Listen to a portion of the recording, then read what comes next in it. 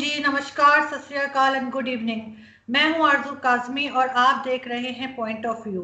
आज जी हम बात करेंगे पाकिस्तान और इंडिया के रिलेशंस के ऊपर। तो हम आपको पता ही है कि हर बार ही बात करते हैं, लेकिन आज भी हम बात करेंगे और हम देखेंगे कि पाकिस्तान बना था, बिल्कुल मजहब के नाम पे पाकिस्तान बनाया गया था।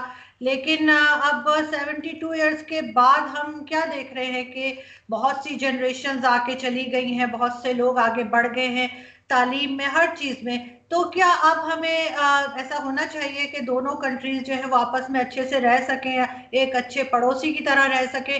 और कहाँ पे पाकिस्तान से गलती हो रही है जो ये चीज नहीं हो पा रही, और कहाँ से भारत इसमें कुछ पीछे हट गया है या नहीं कर पा रहा वो चीज जो होनी चाहिए? तो इसी तरह से जो बॉर्डर्स हैं, चाहे वो इंडिया को हो या पाकिस्तान के बॉर्डर्स हो, हमारे साथ जो दूसरी कंट्रीज है उनमें भी हम देखते हैं कि कहीं ना कहीं टेंशन चल रही है। चाहे हमारे अफगानिस्तान के साथ हो, इंडिया के साथ हो, या इंडिया की जो है वो चाइना के साथ हो या पाकिस्तान के साथ हो, सब चीज़ों पे हम आज बात करेंगे। हमें जी ज्वाइन किया है इंडिया से डॉक्टर सैयद रिजवान अहमद साहब ने। आप लॉयर भी हैं, स्कॉलर भी हैं, सोशल थिंकर भी हैं, और आप लोग सभी उनको जानते हैं, और इंडिया में तो सब खास तौर पे उनको जानते हैं। और बहुत मुझे इंडिया से लोगों ने कहा भी था, और मैं बहुत दिनों से रिजवान साहब से रिक्वेस्ट भी कर रही थी कि वो हमें ज्वाइन करें। Thank you so much sir कि आपने आज ज्वाइन किया। I am really thankful. Thank तो यू सो मच। वालेकुम अस्सलाम। जय हिंद, वंदे मातरम। सर, सबसे पहले मैं आपसे, जैसे मैंने इंट्रो में कहा, कि आपको क्या लगता है कि अब अभी भी जो है वो दोनों कंट्रीज जो है इंडिया और पाकिस्तान, वो अमन के साथ क्यों नहीं रह पा रहे? ठीक है, बन गया पाकिस्तान, सही बना गलत बना वो एक अलग बहस है, लेकिन अब क्यों हम लोग आराम से नहीं रह पा रहे? क्यों इस तरह से हर वक्त की टेंशन है? देखिए, जहां तक मैं मानता हूं, जो इंडिया की और पाकिस्तान की, रादर पाकिस्तान की और इंडिया की जो प्रॉब्लम है, हम्म। इसका अगर आप पॉलिटिकल एस्पेक्ट देखें और कल्चरल एस्पेक्ट देखें, तो ये कल्चरल प्रॉब्लम ज़्यादा मुझे लगती है बनिस्बत पॉलिटिकल प्रॉब्लम के। और उसी की बुनियाद पर, कल्चर कहें या फेथ कहें, उसी की बुनियाद पर पाकिस्तान की बुनियाद रखी गई थी। और मैं, जैसे आप कह रही हैं कि आजकल कब तक ऐसे चलता रहेगा, तो मेरा तो मानना है कि पहले तो बेटर था। अब तो ये चीज ज्यादा डिटोरिएट होती जा रही है, because over a period of time till Zulfikar Ali Bhutto साहब, वैसे I can not comment on Pakistan, but जितना भी मैंने थोड़ा बहुत पढ़ा है, till the time of Zulfikar Ali Bhutto साहब, things were relatively better in Pakistan, and Pakistan was on a course of progress and development. After the Afghan war, 79 Soviet invasion in Afghanistan and General Zia coming to power, and General Zia का झुकाव कट्टरवाद के लिए और जो मुजाहिद थे उनके लिए, और उलेमाओं को पाकिस्तान के खुश करना, सेटिस्फाई करना, हुकूमत में बने रहने के लिए, तो धीरे धीरे पाकिस्तान जितना भी प्रोग्रेस की तरफ था या डेवलपमेंट की तरफ था, स्पोर्ट्स में बहुत अच्छा था, पाकिस्तान एयरलाइंस का बहुत रुतबा था। मुझे याद है पाकिस्तान की हॉकी टीम, पाकिस्तान की स्क्वैश टीम, पाकिस्तान की polo team, yachting teams. I was an avid reader about Pakistan. धीरे धीरे पाकिस्तान इससे भटक गया। Pakistan started believing, going back to fundamentals, and fundamentals are not bad provided you are following the true fundamentals. And Pakistan जैसे जैसे extremist vision की तरफ जाता गया, धीरे धीरे उसकी ये फॉरेन पॉलिसी भी बन गई, उसकी इकोनॉमिक पॉलिसी बन गई। सऊदी अरेबिया ने जब ब्लैक गोल्ड रेवोल्यूशन आया, पेट्रोल रेवोल्यूशन आया, तो वहाबिज्म को प्रमोट करने के लिए जो पाकिस्तान के उलेमाओं को पैसा दिया गया, जो मदरसे खोले गए, जो अलग इजारे खोले गए, मेरा मानना है कि पाकिस्तान उससे भटक गया। अब जैसे जैसे पाकिस्तान भटक गया, तो India also can not keep on sitting like a duck. India से भी रिएक्शनरी आवाजें उठनी शुरू हुई। इंडिया का भी एक नेशनलिज्म टुवर्ड्स पाकिस्तान, एक जो हम लोगों का आइडिया ऑफ नेशनलिज्म था, वो ज्यादा कट्टर होता गया, ज्यादा स्ट्रांग होता गया, अनकॉम्प्रोमाइजिंग भी होता गया। और धीरे धीरे आज जो हालात हैं, जो न्यू जनरेशन है, वो मेरे हिसाब से पाकिस्तान और पाकिस्तान की भी जो होगी इंडिया को लेके, और इंडिया की जो पाकिस्तान को लेके, वो ज्यादा अनकॉम्प्रोमाइजिंग हो गई है बनिस्बत हम लोगों की और हम लोगों से पहले की। तो things are not improving, they are deteriorating. तो सर हमें हमारे अंदर से टॉलरेंस क्यों खत्म हो गई है? जैसे मैं देखती हूँ कि अगर इंडिया में कोई ऐसी बात होती है जो इंडियंस को पसंद ना आए या वहां उनके लीडर्स को पसंद ना आए, कोई जलसा जुलूस हो रहा है, कोई रैली हो रही है, पॉलिटिकल रैली हो रही है, वहां कोई ऐसी बात कर दे जो उनको ना पसंद हो, तो वो कहते हैं पाकिस्तान चले जाओ।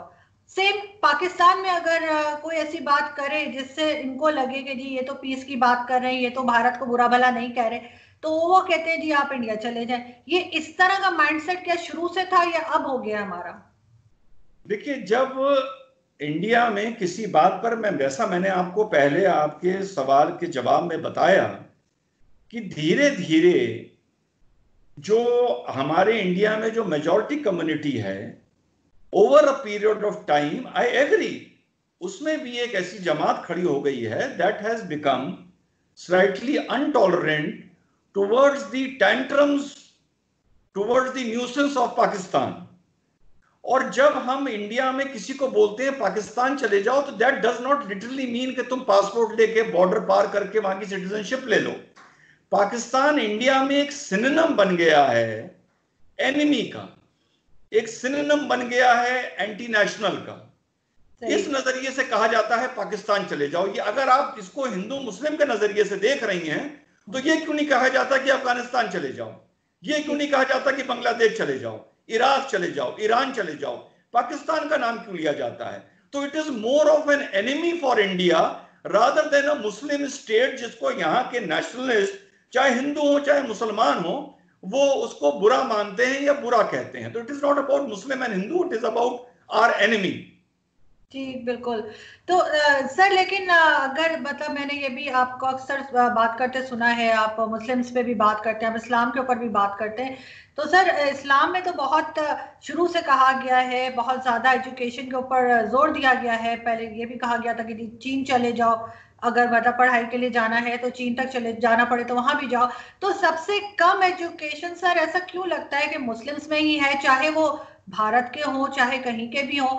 अब इंडिया में भी जो है वो मेरी पहले भी जो इंडियन लोगों से बात हुई अपने शो पे भी, उन्होंने यही बताया कि एजुकेशन में बहुत पीछे है मुस्लिम्स भारत के अंदर। ऐसा क्यों है? देखिए, नंबर वन तो मैं इस्लाम पर कभी बात नहीं करता हूं, मैं मुसलमान पर हमेशा बात करता हूं, मुसलमान की शॉर्टकमिंग्स पे बात करता हूं, उसकी इनकम्पैटिबिलिटी पर बात करता हूं, उसका intolerance towards other faith and religions पे बात करता हूं।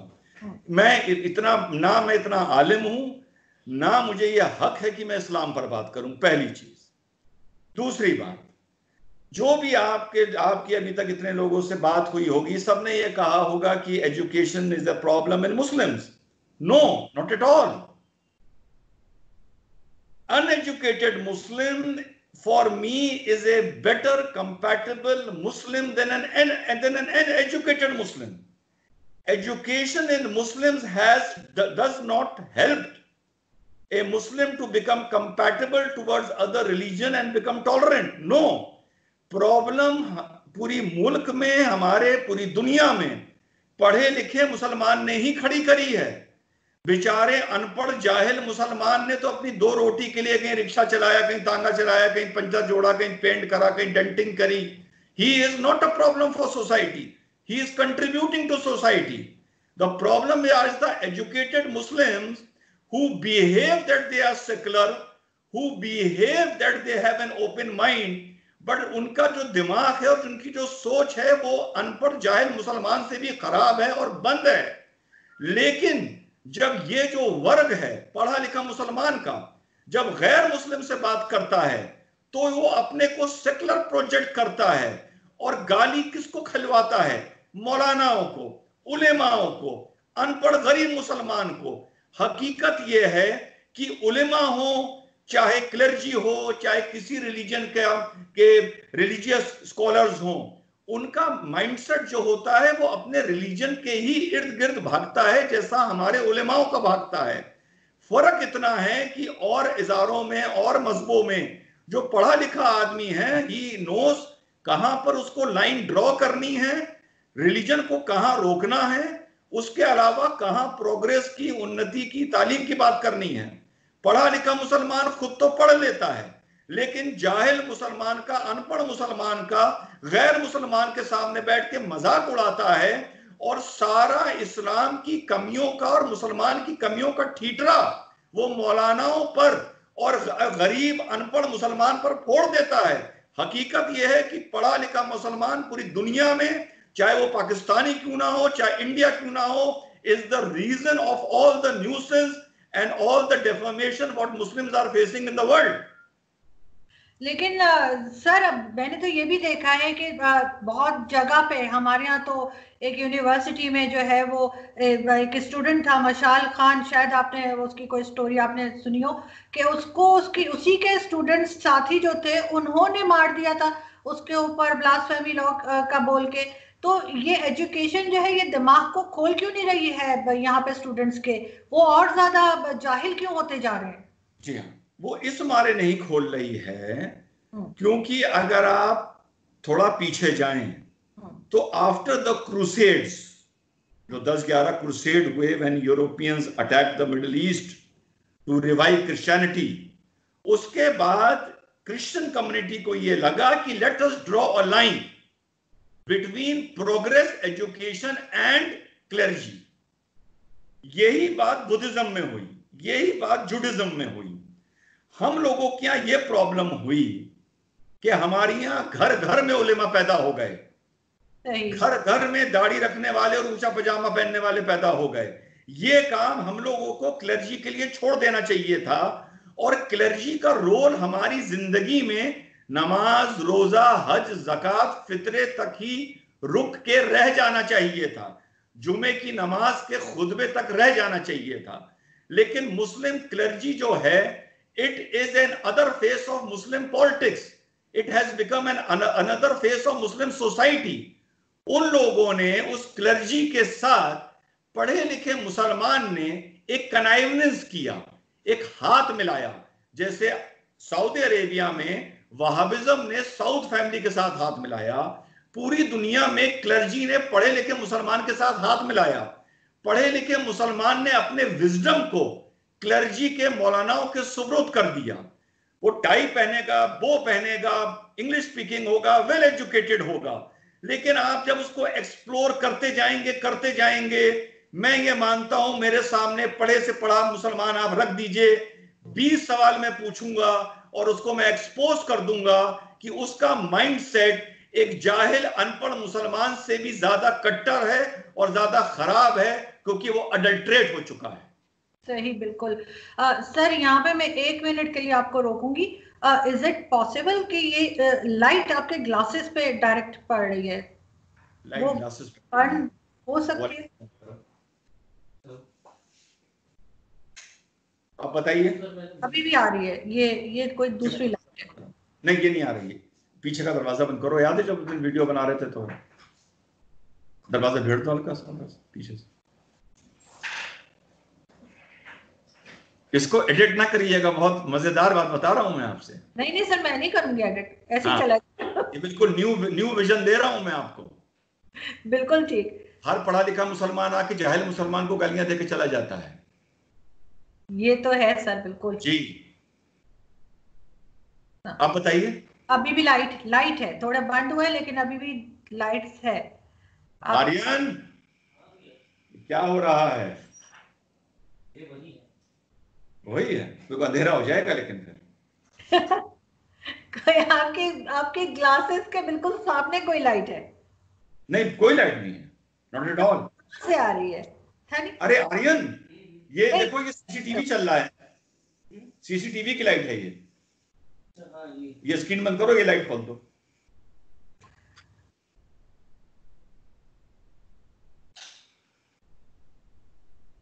सीसीटीवी बंद कर दो।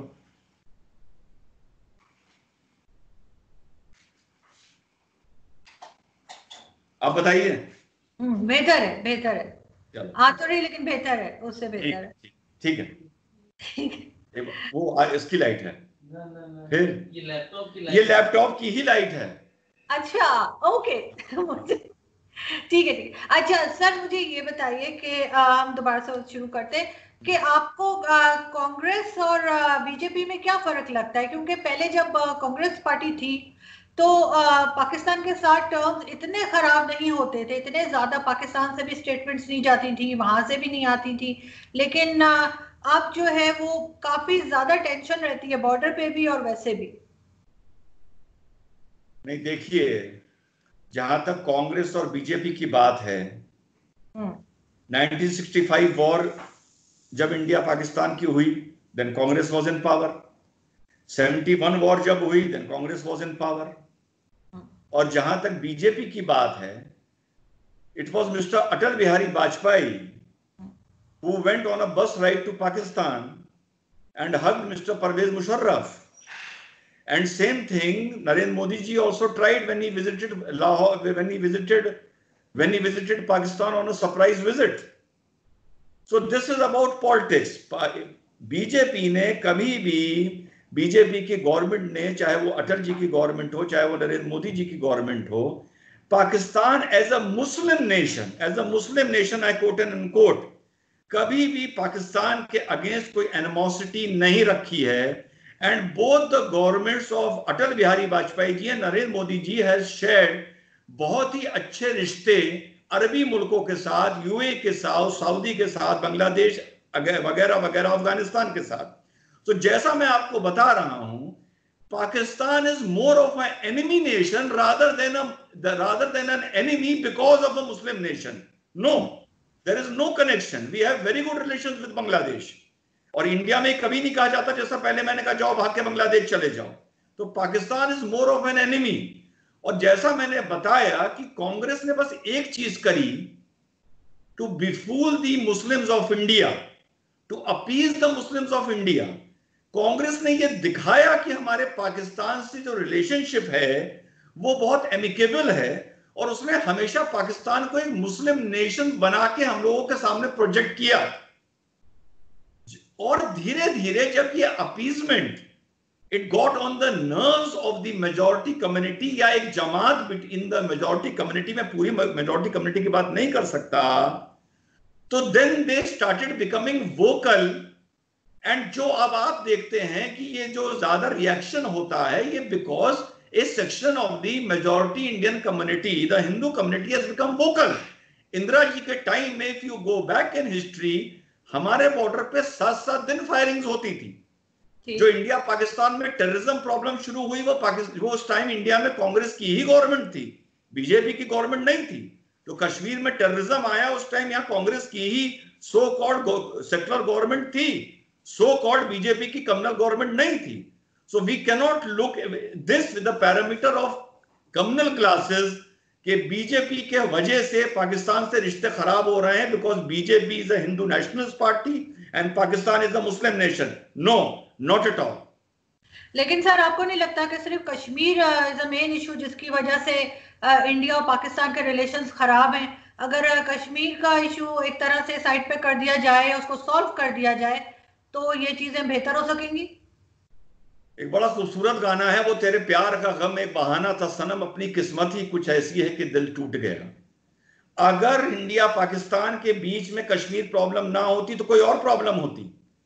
इन पाकिस्तान की जो बुनियाद रखी गई वो ही प्रॉब्लम की वजह से रखी गई, जो मैंने आपसे शुरू में कहा, less of a political problem and more of a cultural problem and identity problem. तो अगर कश्मीर की प्रॉब्लम ना होती तो कोई और प्रॉब्लम जनरेट की जाती। बंच ऑफ थॉट्स में गोलकर साहब ने लिखा था that the creation of Pakistan is not the end of the problem but beginning of the problem, and Pakistan को एक लॉन्चिंग पैड की तरह यूज किया जाएगा as an independent Islamic nation.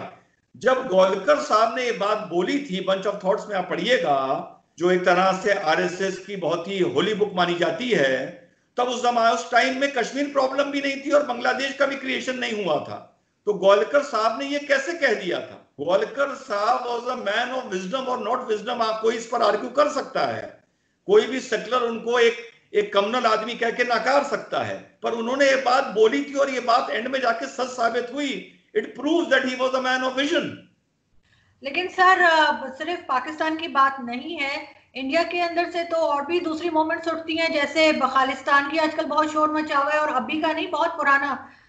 जब राजीव गांधी थे, बेनजीर भुट्टो थी, तब भी मैंने सुना था कि बेनजीर भुट्टो ने कोई लिस्ट थी, जो फ्रीडम फाइटर या क्या कहना चाहिए उनको, एग्जैक्ट सही वर्ड मेरा भी दिमाग में नहीं आ रहा, कि जो खालिस्तान मूवमेंट जो लोग चला रहे थे, उनकी कोई लिस्ट उन्होंने राजीव गांधी को दे दी थी, जिसके बारे में कहा जाता था कि उसके उनके जो लोग थे वो बहुत नाराज हुए कि इन्होंने ये लिस्ट दी है, और उस वक्त का मतलब ये सब कुछ चल रहा है, शायद उससे भी पहले का। तो आप नहीं समझते कि इस तरह की मुख्तलिफ किस्म की मूवमेंट्स जो है वो ऑलरेडी इंडिया से अभी भी उठ रही है, और अभी दिल्ली में जो कुछ हुआ रिसेंटली, जो सीए के ऊपर, तो ये सब कुछ आपको नहीं लग रहा कि संभाल नहीं पा रहे कि इंडिया बहुत बड़ा है और संभल नहीं रहा है किसी भी गवर्नमेंट से? क्या बात हो सकती है? पहली जो आपने बात करी खालिस्तान मूवमेंट की, बिल्कुल वो मूवमेंट उठा था, लेकिन फिर मैं आपको गोलकर साहब की बात याद दिलाता हूं, खालिस्तान मूवमेंट का लॉन्चिंग पैड क्या था? Let us agree for once, and if you can not agree, still I will say कि खालिस्तान का जो लॉन्चिंग पैड था, that was Pakistan, and ultimately we settled that problem, and now we have a vibrant democracy in state of Punjab. अब जो थोड़ी बहुत जो exceptions होते हैं वो तो हर इतने बड़े कंट्री में, जहां पे इतने कल्चर्स हैं, इतने बिलीफ्स हैं, इतनी पॉलिटिकल आइडियोलॉजीज हैं, थोड़े बहुत चीजें तो पॉप अप होती रहती हैं। अब आप दूसरी बात मैं आपको बताता हूं सीए की। What was CA? हमारे देश के पढ़े लिखे मुसलमानों ने गरीब अनपढ़ मुसलमान को यह समझाया कि CA was to take your citizenship. आपकी सिटीजनशिप सीए के जरिए चली जाएगी, और ये कर कौन रहा है? नरेंद्र मोदी और अमित शाह कर रहे हैं, the Hindu nationalist party. For God sake, CAA was to give citizenship of 6 minorities of 3 nations where they have been persecuted on religious grounds. It was not to take citizenship of Indian Muslim. और उस 3 countries में Burma नहीं, Myanmar नहीं था, नेपाल नहीं था, श्रीलंका के Hindus नहीं थे। तो ऐसा नहीं है कि हिंदू नेशनलिस्ट पार्टी ने कहा कि सारे तरफ के पूरे सब कॉन्टिनेंट के हिंदूज आप इंडिया आ जाओ। श्रीलंका को हमने अलाउ नहीं करा, नेपाली हिंदूज को अलाउ नहीं करा, म्यांमारी हिंदूज को अलाउ नहीं करा। क्यों हमने इन तीनों को अलाउ करा? क्योंकि इन तीनों मुल्कों में, फिर से मैं कहता हूं, हम एग्री करें ना करें, लेकिन मैं बोलूंगा रिलीजन के आधार पर, on the basis of religion, कहीं ना कहीं लोगों को ऑस्ट्रेसाइज, इनको प्रोसिक्यूट किया गया है। तो एज अ गवर्नमेंट अगर हम ये कह रहे हैं कि उनके लिए India is a natural home and we are inviting them to India, हम हिंदुस्तानी मुसलमान की सिटीजनशिप नहीं ले रहे हैं। ये जो अफवाह उड़ाई किसने उड़ाई? पूरा सीए मूवमेंट किसने करा? पढ़े लिखे मुसलमान ने करा, जेएनयू के स्टूडेंट्स ने करा। शाहीन बाग में जो बोलने वाले थे, कोई ऐसा मुसलमान नहीं था जो अनपढ़ हो। That is what I said. NCR में मैं मान सकता हूं आगे जाके इंडिया के बहुत से मुस्लिम्स को, जिनके पास डॉक्यूमेंट्स नहीं है, परेशानी हो सकती है, लेकिन वही परेशानी इंडिया के हिंदुओं को भी हो सकती है, जो ये स्टैब्लिश नहीं कर पाएंगे कि हम पाकिस्तान से, बांग्लादेश से या अफगानिस्तान से इंडिया आए, जो इनहेरेंटली इंडियंस हैं और उनके पास डॉक्यूमेंट्स नहीं हैं। तो उसमें परेशान होने वाले में अगर मुसलमान भी होंगे तो उससे ज्यादा हिंदू भी होंगे, पर उसको वक्त आने पर सॉर्ट आउट कर लिया जाएगा। सीएए एक बिल्कुल अलग चीज है, एनआरसी एक बिल्कुल ही अलग चीज है, और गवर्नमेंट ये कह चुकी है एनआरसी विदाउट डेलिब्रेशन हम इंट्रोड्यूस नहीं करेंगे। सीए और एनआरसी को मिला के अनपढ़ मुसलमान को कंफ्यूज करने वाला कौन? पढ़ा लिखा मुसलमान। So called secular forces of India, जो एक गवर्नमेंट की ह्यूमैनिटेरियन पॉलिसी को, CAA was a humanitarian policy, उसको इन्होंने कम्युनलाइज कर दिया, और 200 लोग हमारे हिंदुस्तान में मरवा दिए, मुसलमान मरवा दिए, औरतों की इज्जत लुटवा दी, संपत्ति जलवा दी, और हिंदू और मुसलमानों में दरार डाल दी। लेकिन सर ऐसे कैसे लोगों को क्यों समझ नहीं आई ये बात? आखिर कहीं ना कहीं तो कुछ, कोई तो कमजोरी होगी, क्योंकि कोई मजाक नहीं है कि कोई जाके और खुले में जो है उधर ग्राउंड में 3 महीने औरतें बच्चे बैठे रहे। ये सिर्फ एक छोटी सी गलत फहमी तो नहीं हो सकती सर? यू कांट से कि बस वो ऐसे ही बैठ गए, उनको भटका दिया या उनको वैसे किसी ने भेज दिया, ये कैसे हो सकता है? मोहतरमा, समझाने वाले तो ये भी समझा देते हैं कि कमर में डायनामाइट लगा के अपने आप को उड़ा लो तो 72 हूरें मिलेंगी, क्या ये दुनिया में नहीं होता? तो जब डायनामाइट लगा के अपने आप को लोग उड़वाना संभाल सकते हैं, समझा सकते हैं, तो किसी को 3 महीने के लिए सड़क पे बिठाना बलगला के क्या मुश्किल है? ये समझा के कि अगर तुम आज सड़क पर नहीं बैठी तो जो ये तुम्हारे बच्चे हैं इनका कोई मुल्क नहीं होगा, इनके पास वोटिंग राइट्स नहीं होंगी, ये लोग जेलों में और कंसंट्रेशन कैंप्स में और डिटेंशन सेंटर्स में बंद होंगे। जाहिल मुसलमान, गरीब मुसलमान, अनपढ़ मुसलमान को जब पढ़ा लिखा समझाएगा, देखिए 3 तरह एक कम्युनिटी डिवाइडेड होती है, एक ऑर्डिनरी, एक इंटेलेक्चुअल जो पढ़े लिखे हैं जिनको माना जाता है आलिम, और एक उलेमा। तो ये 3 हमने एक कम्युनिटी को डिवाइड कर दिया, कोई भी कम्युनिटी हो। तो जब इस 3 में से 2 यानी आलिम और उलेमा दोनों मिलके बेचारे अनपढ़ को, ऑर्डिनरी को समझाएंगे तो उसके पास रास्ता ही क्या रह जाता है सिवाय समझने के, और वो ही हुआ जो मुसलमान समझ गए। सही, बिल्कुल। सर मुझे ये बताइए कि आजकल तो हर किसी के साथ इंडिया की जो है वो टेंशन चल रही है, चाहे वो चाइना हो या नेपाल हो। पहले तो हमें कहा जाता था, हम बड़े एम्बैरेस हो जाते थे कि पाकिस्तान में कहते थे जी आपका अफगानिस्तान के साथ भी झगड़ा है, आपका इंडिया के साथ भी झगड़ा, हर बॉर्डर से आप लड़ रहे हैं। अब वही चीज इंडिया में आ गई है, लेकिन एक चीज का फर्क है कि जिस तरीके से पाकिस्तान को धमकियां दी जाती है ना कि जी हम न्यूक्लियर पावर हैं, हम ये कर देंगे, हम घुस के मारेंगे, और जी सर्जिकल स्ट्राइक हो रही है, इस तरह के बहुत तमाशे। तो यहाँ से भी यही कहा जाता है, वहां से भी यही कहा जाता है। चाइना के साथ वैसा नहीं है। चाइना के साथ क्यों इतना सिविलाइज्ड वे में एक झगड़ा चल रहा है और कोई न्यूक्लियर पावर होने की बात नहीं कर रहा, कोई घुस के मारने की बात नहीं कर रहा, ऐसा क्यों है?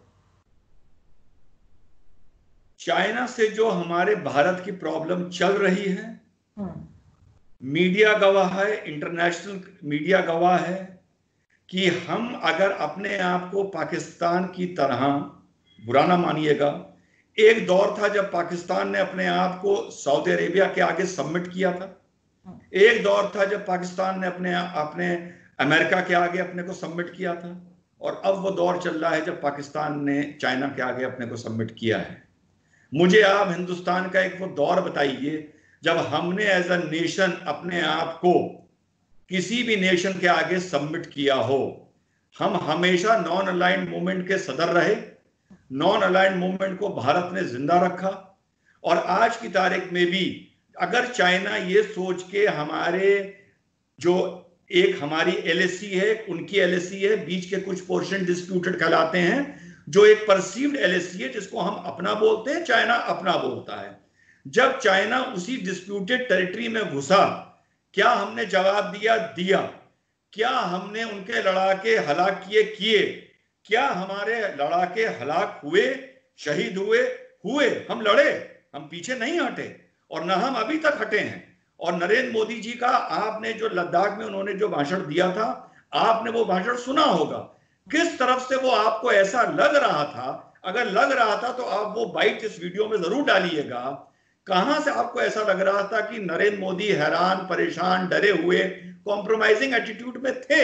हाँ, मैं इतना मानता हूं कि जब एक डिस्प्यूटेड एरिया में एक कंट्री घुस आया है तो पुराना स्टेटस को मेंटेन करना मुश्किल होगा, लेकिन उसी लैंग्वेज में जो हमने पाकिस्तान को कारगिल में दी थी, उसी लैंग्वेज में, मैं वॉयलेंस की बात नहीं कर रहा, हमने चाइना को बार बार दी है। कल हमारे defence minister mister Rajnath Singh ने दी है कि हम 1 इंच जमीन भी तुम्हें देंगे, नहीं देंगे। हमने एप्स में उनको काउंटर किया, हमने इकोनॉमिक उनका ब्लॉकेड लगाया, खुले हमने एग्रीमेंट और कॉन्ट्रैक्ट कैंसिल किए at the cost of going to international courts and international mediation. हमने पूरे रिस्क लिए हैं। हम चाइना से भी उतना ही लड़ने को तैयार हैं जितना हम पाकिस्तान से लड़ने को तैयार हैं, और खुदा नखास्ता हम अमेरिका से भी उतना ही लड़ने को तैयार हैं। और तीसरी बात कि हम पाकिस्तान को घुस के मारेंगे, न्यूक्लियर पावर है, मैं एज एन इंडियन मुस्लिम या एज एन इंडियन फर्स्ट मैं ये कहता हूं, ये गैर जिम्मेदाराना बात है। जंग की बात 2 मुल्कों में नहीं होनी चाहिए, और जो भी ये बात बोलता है कभी भी मैं उससे एग्री नहीं करता कि हम पाकिस्तान को घुस के मारेंगे, 4 टुकड़े कर देंगे। This is not the language. ज्यादा से ज्यादा अगर आपकी पड़ोसी मुल्क से नहीं आपका कंपैटिबिलिटी है, आप उसके साथ डिप्लोमेटिक रिलेशन खत्म कर दीजिए, ट्रेड रिलेशन खत्म कर दीजिए, ट्रैवलिंग, कल्चरल रिलेशन खत्म कर दीजिए, लेकिन वॉर की बात नहीं करनी चाहिए। चाहे कोई इंडिया से करे वो गलत है, जो पाकिस्तान से करे वो भी गलत है। बिल्कुल ठीक। लेकिन सर, आपको नहीं लगता कि ये जो टेंशन रहती है हर वक्त बॉर्डर पे रहती है, पाकिस्तान की भी रहती है और इंडिया की भी रहती है, इनकी जो जो गवर्नमेंट्स हैं, मैं दोनों को कह रही हूँ, पाकिस्तानी गवर्नमेंट और इंडियन गवर्नमेंट, ये पूरे वक्त हमें ये बताते हैं कि हमें भारत से खतरा है, भारत में कहा जाता है जी पाकिस्तान ये कर रहा है, लेकिन उस सारी चीजों में जो मेन चीज जिसके लिए गवर्नमेंट्स आई होती हैं, जिसके लिए इनको वोट पड़े होते हैं कि ये लोगों की एजुकेशन पे काम करें, ये लोगों की हेल्थ पे काम करें, ये लोगों को आगे लेके जाएं, हमारे दोनों कंट्रीज में आपको पता है कि लोग बहुत ज्यादा ऐसे हैं जो बहुत बुरी हालत में रहते हैं, सड़क तक पे लोग सो रहे होते हैं, तो उसके ऊपर काम करने के बजाय सारा जो हम लोगों का ध्यान है, जो सारी इंपॉर्टेंस हम देते हैं वो एक दूसरे से लड़ने में देते हैं। बजट भी हमारे जो है वो किसी से ढका छुपा नहीं है कि जी आर्मी बजट बहुत ज्यादा होता है, बाकी चीजों में हमारे बजट इस तरह से नहीं होते जो होने चाहिए, स्पेशली एजुकेशन में, हेल्थ में, या लोगों को कोई सहूलत देने में हम कुछ नहीं कर रहे होते। हम सिर्फ और सिर्फ एक दूसरे के साथ जो कहना चाहिए, अब तो खैर वो बात भूल ही जाएंगे, कोई किसी के ऊपर न्यूक्लियर पावर इस्तेमाल करेगा वो सिर्फ डराने के लिए, सब जानते हैं, लेकिन हम लोगों को बिजी रखते हैं इसमें और बाकी किसी चीज पे ध्यान नहीं देते, जबकि यूरोपियन कंट्रीज जो हैं वो हमसे कहीं ज्यादा आगे निकल गई हैं। उन्होंने अपनी पॉपुलेशन के ऊपर भी काम किया है, हमारी आबादी भी एक तरह से बहुत खौफनाक तरीके से, अक्सर हसन निसार साहब वगैरह कहते हैं कि बढ़ती जा रही है बगैर किसी वजह के, और हम उसको भी कंट्रोल नहीं कर पा रहे, ना उसके ऊपर ध्यान दे रहे हैं, उसमें भी हम मजहब घुसा देते हैं, कभी कुछ कर देते हैं। आपको नहीं लग रहा कि ये चीज इसलिए हो रही होती है? देखिए, इस बात को झुठलाया नहीं जा सकता कि कभी कभी ये हम फील भी करते हैं कि इंडिया में भी पाकिस्तान को मूल मुद्दों से डिस्ट्रैक्ट करने के लिए इस्तेमाल किया जाता है। देखिए, मैं बिल्कुल साफ बात बोल रहा हूं, हम कभी कभी इसको प्रथम दृष्टिया इसको बोलते हैं प्रेमा फेसाई, हम ये चीज रियलाइज करते हैं। लेकिन अगर आपको पाकिस्तान में ये बताया जाता है कि भाई हमको हिंदुस्तान से खतरा है, तो आपको एज अ नेशन बताया जाता है, इंडिया को एज अ नेशन इंट्रोड्यूस किया जाता है कि हमें भारत से खतरा है। यहां पर कोई भी इंडियन ये नहीं मानता कि हमें पाकिस्तान से खतरा है as a nation. But Pakistan के जो तथाकथित so called non state actors हैं, पाकिस्तान की जो कभी कभी आर्मी का विजन होता है, जो आईएसआई का विजन होता है, उसके टेररिज्म से, और वो जो इंडिया को प्रॉक्सी वॉर में डिस्टेबलाइज करने की बात करते हैं, वो हम लोग रियलाइज करते हैं कि उससे भारत को खतरा है। और ये खतरा पूरा बेबुनियादी भी नहीं है, नाजायज भी नहीं है, इसमें कोई बेमानी भी नहीं है। फैक्ट है कि जहां आपने पहले जिक्र किया कि खालिस्तान का लॉन्चिंग पैड क्या बना? पाकिस्तान। कश्मीर का लॉन्चिंग पैड क्या बना? पाकिस्तान। अब अगर बात आती है, जो आपने अभी चाइना का जिक्र किया, बहुत अच्छा हुआ जो आपने चाइना का जिक्र किया। आज की तारीख में चलिए मैं मान लेता हूं कि चाइना से हमारे रिश्ते बहुत खराब हैं, बिजनेस एग्रीमेंट्स टूट रहे हैं, कॉन्ट्रैक्ट टूट रहे हैं, ऐप टूट रहे हैं, चाइनीज प्रोडक्ट जलाए जा रहे हैं, हमारे लड़ाके, हमारे फौजी शहीद हो रहे हैं बॉर्डर पर, सब चीज मान ली। पर क्या इंडियन मीडिया ने, आपने अभी तक पिछले 3 महीने में ये सुना कि चाइना इंडिया में टेररिज्म प्रॉब्लम क्रिएट कर रहा है, इंडिया में टेररिस्ट को आर्म कर रहा है, इंडिया में किसी कम्युनिटी को बलगला रहा है? नहीं सुना, क्योंकि ये हकीकत है ही नहीं, क्योंकि चाइना ये कर ही नहीं रहा है। तो जब हम, इसका मतलब हम आंख बंद करके किसी पर उंगली नहीं उठा देते। अगर हमें उंगली उठानी होती तो आज हम चाइना पे उंगली उठा रहे होते कि ये इंडिया को प्रॉक्सी वॉर कर रहा है, टेरर को आर्म कर रहा है, कश्मीरी टेररिस्ट सेपरेटिस्ट को ये आर्म कर रहा है, उनको फंड कर रहा है। किसी ने बोला? नहीं बोला। हमारी गवर्नमेंट इसी से स्टैब्लिश होता है कि झूठ नहीं बोलती। वो स्पेसिफिकली पाकिस्तान का नाम क्यों लेती है? वो बांग्लादेश का नाम क्यों नहीं लेती? वो अफगानिस्तान का नाम क्यों नहीं लेती? वो अलग अलग मुस्लिम नेशंस का नाम क्यों नहीं लेती? वो चाइना का नाम क्यों नहीं लेती? Why we name Pakistan? You should think over it. Sir, उसकी एक वजह ये भी तो हो सकती है कि अभी तक इतने सालों के बाद भी इंडिया ने एक्सेप्ट नहीं किया है पाकिस्तान को एज अ इंडिपेंडेंट कंट्री। ये बात भी तो हो सकती है, पाकिस्तान की हर चीज में प्रॉब्लम है, तो इस वजह से मुझे लगता है अभी तक एक्सेप्ट ही नहीं कर पा रहे हैं कि पाकिस्तान, बार बार कंपेयर करना, एक बहुत बड़ी कंट्री से पाकिस्तान को कंपेयर करना कि जी हमारी इकोनॉमी ऐसी है, हमारे यहाँ मुस्लिम ज्यादा रहते हैं। सर, जगह बड़ी है तो उससे ज्यादा भी हो सकते हैं मुस्लिम, उसमें कौन सा कमाल है? पाकिस्तान मतलब अगर भारत के मुकाबले में आप एरिया देखें तो काफी छोटे, तो जाहिर है छोटे एरिया में कम ही लोग रहेंगे ना। आप क्या कहीं बड़ा है तो ज्यादा मुस्लिम्स है, उसमें आप लोगों का तो कोई कमाल नहीं है कि मुस्लिम ज्यादा है। तो हर चीज में जब तक आप एक्सेप्ट नहीं करेंगे किसी कंट्री को, तो जाहिर इसी तरह की आप एलिगेशंस लगाएंगे उनके ऊपर। देखिए, पाकिस्तान को तो भारत ने 1947 में ही एक्सेप्ट कर लिया था, 14 अगस्त को। ये आप कैसे कह रहे हैं कि पाकिस्तान को हमने एक्सेप्ट नहीं किया? जब हमारे वहां डिप्लोमेटिक रिलेशन शुरू हुए तब एक्सेप्ट कर लिया था, जब माइनॉरिटी कमीशंस बनी तब एक्सेप्ट कर लिया था। हमने कब नहीं एक्सेप्ट किया? जैसा मैंने आपको बताया कि शुरू में हालात बेहतर थे, क्योंकि पाकिस्तान में भी एकदम से एक प्रोग्रेस का दौर आया था 1955 के बाद, इसको नहीं दोहराया जा सकता। लेकिन धीरे धीरे, जैसा मैंने पहले भी बात बता चुका हूं, कि जब अफगानिस्तान में सोवियत इन्वेजन हुआ, जनरल जिया को अपनी कुर्सी बचा के रखनी थी, वो पाकिस्तान को एक डेवलपिंग मॉडर्न सोसाइटी से वहाबी सोसाइटी की तरफ मोड़ के ले गए अपनी कुर्सी बचाने के लिए। आप भी इस बात को रियलाइज करती होंगी कि Pakistan was an not an armed nation. आज पाकिस्तान में कितना वेपन है, कितना ऑटोमेटिक वेपन है, कितना नॉर्थ वेस्ट की तरफ पाकिस्तान वॉयलेंट हो गया है, क्यों हो गया है? और आपको लाल मस्जिद वाला किस्सा, लाल मस्जिद वाले किस्से में तो इंडियन एजेंसीज इन्वॉल्व नहीं थी। शहर के बीचों बीच मस्जिद के अंदर टेररिस्ट पल रहे थे, फूल रहे थे, कितने हेविली आर्म्ड थे।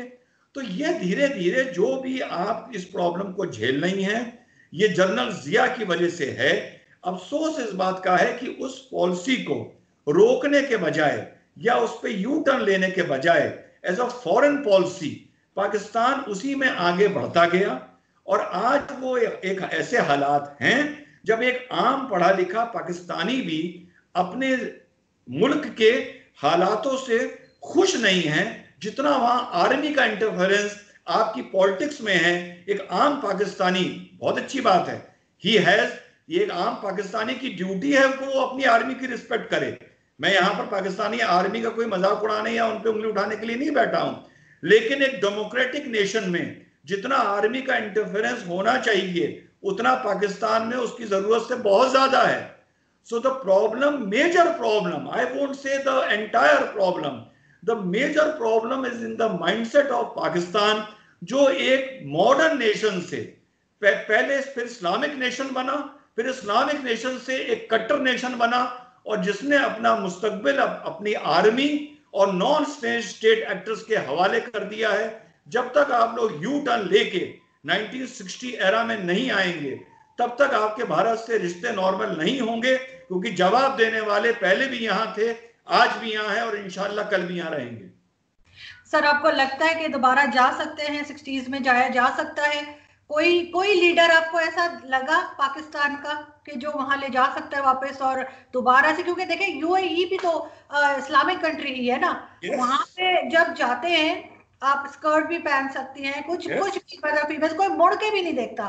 तो यहाँ पे बिल्कुल आपकी बात, यहाँ तक मैं बिल्कुल एग्री करूंगी कि पहले मेरे पेरेंट्स भी बताते थे, पहले कराची में और इस्लामाबाद में जो है वो इवन फॉरेनर्स जो थी वो आराम से स्कर्ट्स पहन के घूमती थी, कोई नहीं देखता था। अब तो सवाल ही नहीं पैदा होता कि कोई स्कर्ट पहन के रोड पे निकल जाए। मोहतरमा, आप कह रही हैं कि पाकिस्तान में फॉरेनर्स स्कर्ट पहन के घूमती थी? थोड़ा सा गूगल करिएगा तो कराची बीच पर आपको फॉरेनर्स बिकनी में पहने सनबेदिंग करती हुई मिलेंगी।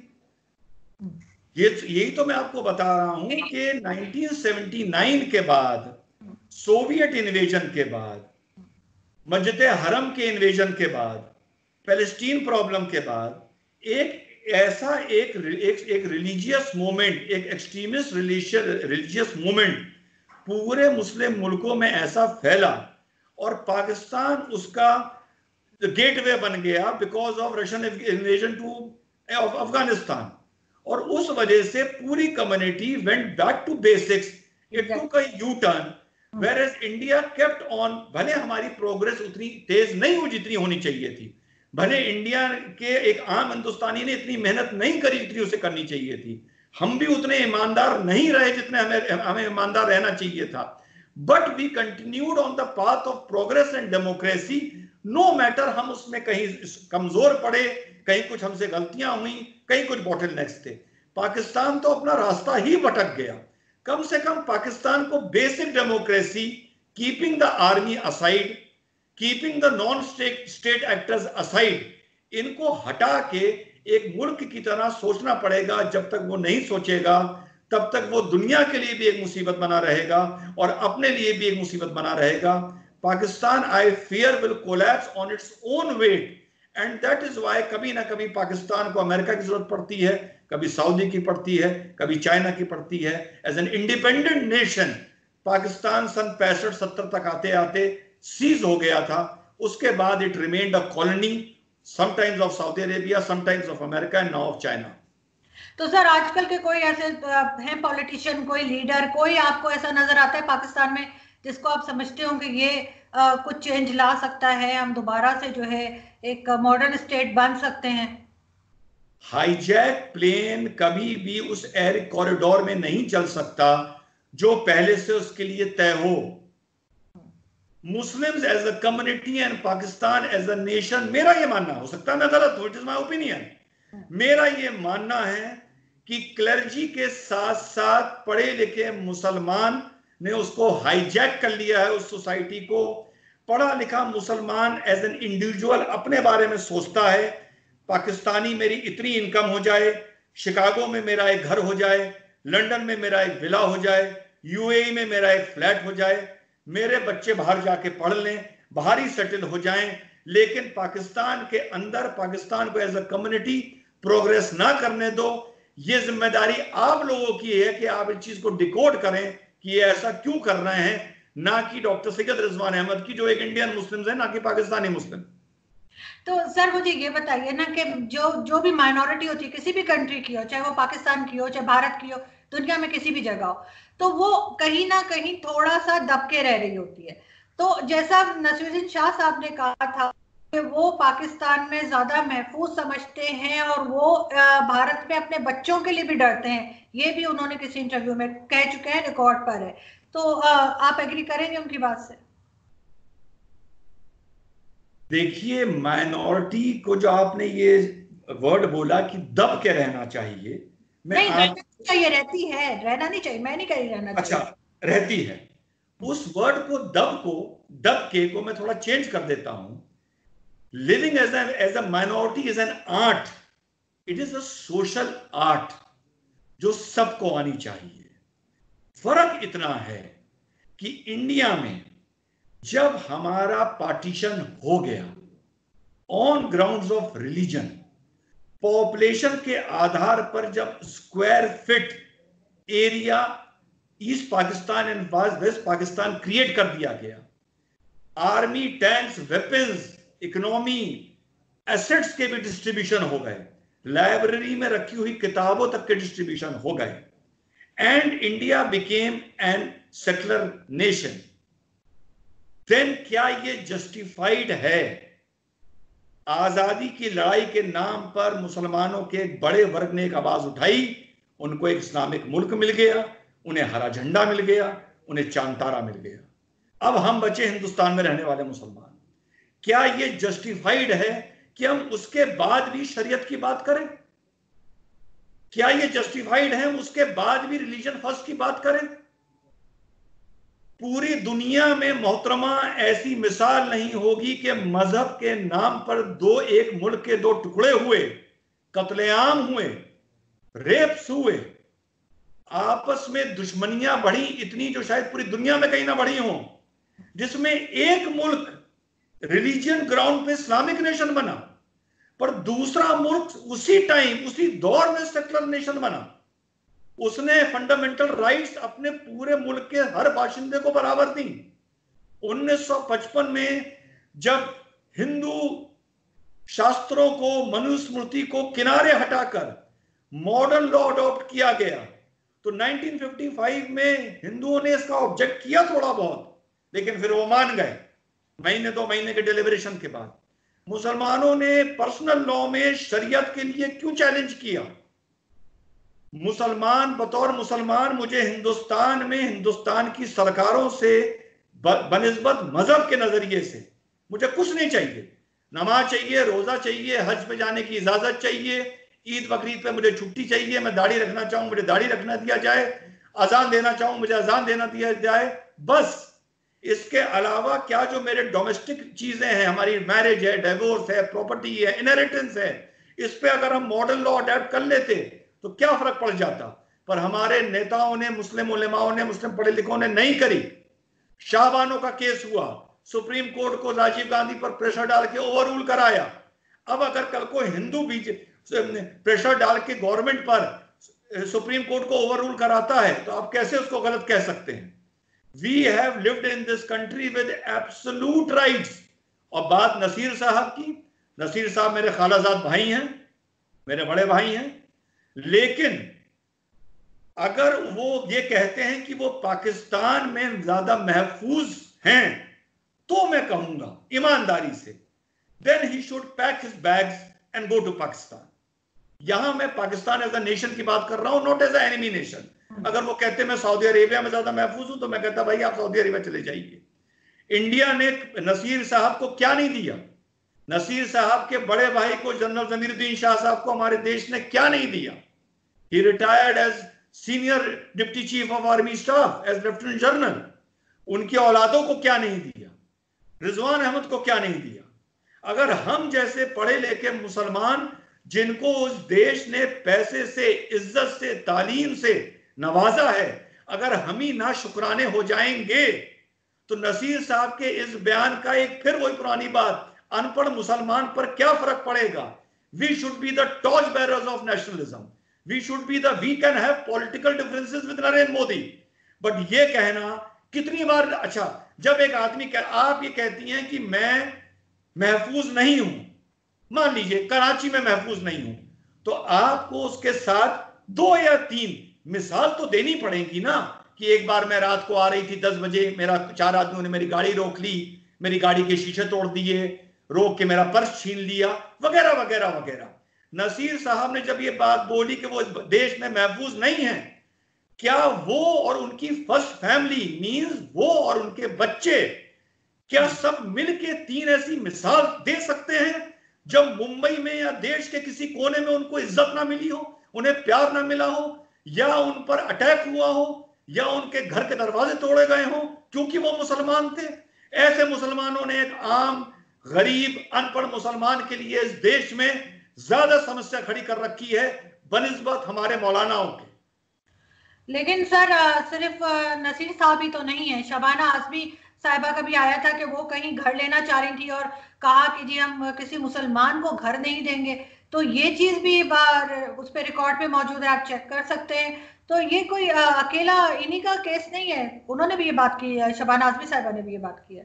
बिल्कुल मैं मानता हूं की है, लेकिन जैसा मैंने आपसे बताया कि वी एज इंडियन मुस्लिम्स, हम लोग को as art of minority living नहीं आई। आजादी की लड़ाई और बंटवारे के बाद भी we wanted to create a Muslim identity. हम लोगों ने नेशनलिस्ट आइडेंटिटी क्रिएट करने की नहीं सोची। हम लोग छोटी छोटी चीज को, बुरा न मानिएगा मोहतरमा हैं, हम लोग अपने मुंह से मां बहनों की गालियां निकाल देते हैं, लेकिन भारत माता बोलने में हमारे मुंह में छाले पड़ जाते हैं। हम अपने मुंह से किसी को कोस सकते हैं, लेकिन वंदे मातरम बोलने में हमारे मुंह में छाले पड़ जाते हैं। तो जब आप अपनी आइडेंटिटी क्रिएट करेंगे और उस आइडेंटिटी को आप एक न्यूसेंस के साथ जोड़ देंगे, प्रोग्रेस के साथ नहीं जोड़ेंगे। आइडेंटिटी पारसीज ने भी क्रिएट करी, सिख्स ने भी क्रिएट करी, दुनिया में ज्यूज ने भी क्रिएट करी, लेकिन उन्होंने अपनी आइडेंटिटी को एजुकेशन के साथ, प्रोग्रेस और development and contribution and scientific contribution के साथ जोड़ा। इस मारे उनकी आइडेंटिटी, सेपरेट आइडेंटिटी को सोसाइटी ने, वर्ल्ड ने अब्जॉर्व कर लिया, बर्दाश्त कर लिया।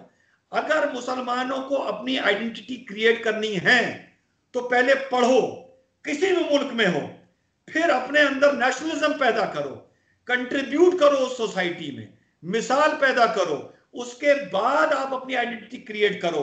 अगर अपनी आइडेंटिटी को आप न्यूसेंस के साथ क्रिएट कर दोगे तो दूसरी तरफ से भी जवाब देने वाले लोग खड़े होंगे, और वो अब धीरे धीरे खड़े हो गए हैं। जहां हिंदू मुसलमानों में दरार आ गई है, शबाना आजमी को भूल जाइए। डॉक्टर सैयद रिजवान जैसा आदमी भी अगर किसी मुस्लिम लोग हिंदू सोसाइटी में अपने लिए मकान किराए पर लेने जाएगा तो हो सकता है मुझको भी ना मिले।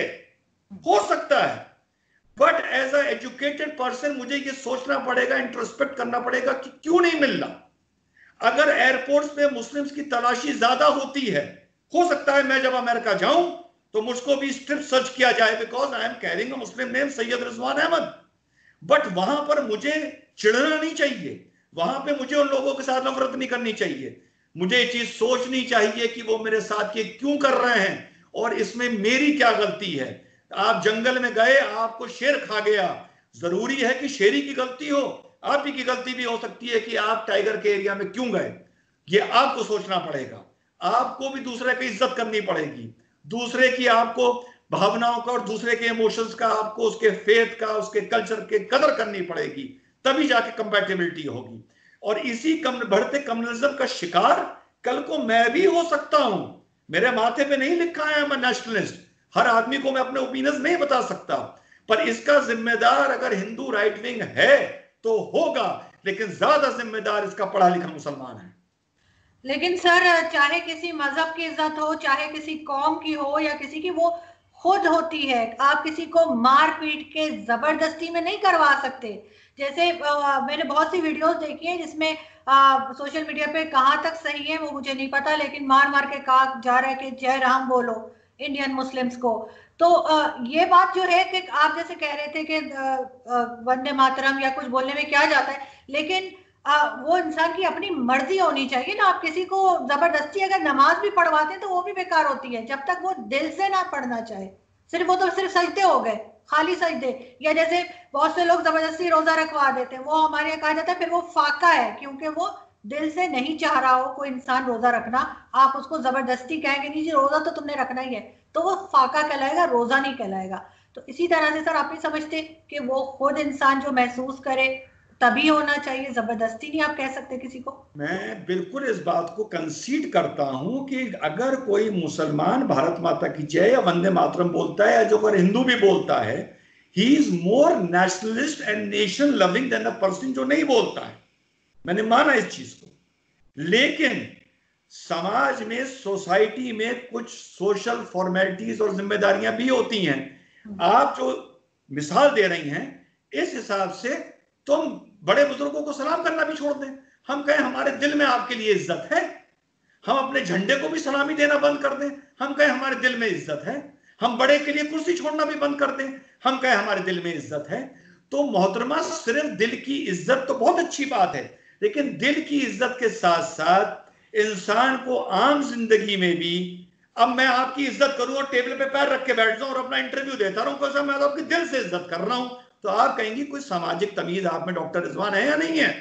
इसी तरह समाज को में अपनी जगह बनाने के लिए हम लोगों को बहुत सी सोशल, या आप अगर दिल से नहीं कर रहे, पहला होता है दिल, फिर होता है फॉर्मेलिटी। अगर आप फॉर्मेलिटी भी दिल से नहीं कर रहे, फॉर्मेलिटी भी नहीं कर रहे, तीसरी चीज क्या बची? जिद बची। अब अगली बात में आता हूं, जो लोग जबरदस्ती मार के जय श्री राम बुलवाते हैं, शर्म आती है उन लोगों पे जो ऐसा हरकत करते हैं। जो इस तरह से कुछ वीडियोस आए, कुछ लिंचिंग के वीडियोस आए, गौ रक्षा के नाम पर लिंचिंग कुछ लोगों की गई, शर्म की बात है। लेकिन मेजर हिंदू कम्युनिटी ने उसका क्या रिएक्शन दिया?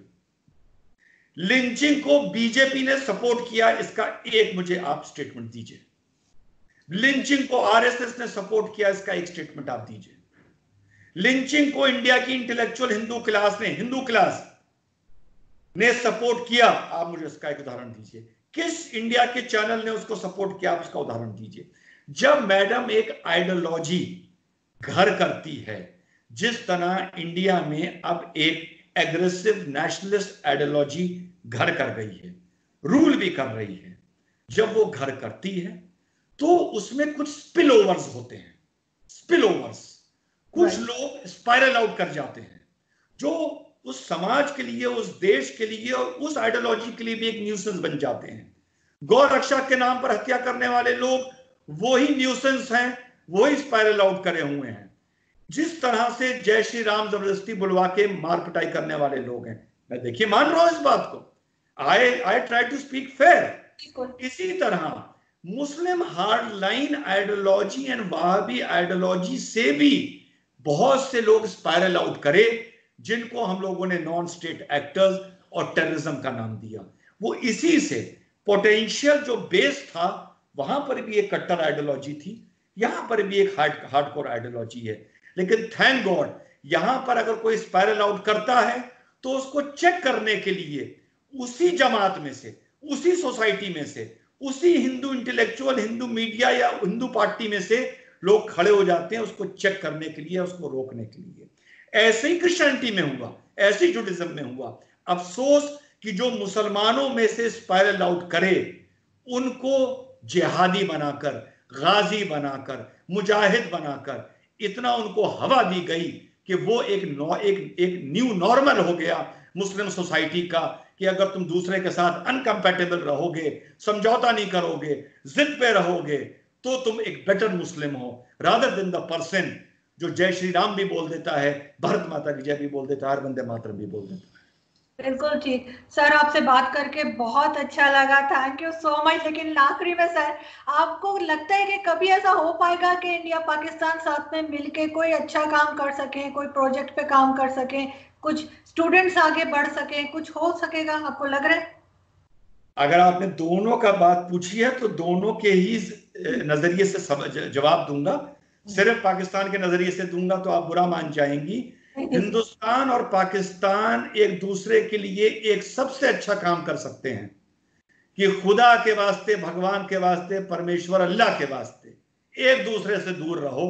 इससे अच्छा एक काम एक दूसरे के लिए आप नहीं कर सकते, और एक दूसरे को नुकसान बस ना पहुंचाओ। जय हिंद, वंदे मातरम, अल्लाह हाफिज, खुदा हाफिज। बहुत शुक्रिया sir, thank you so much sir. Oh, Arya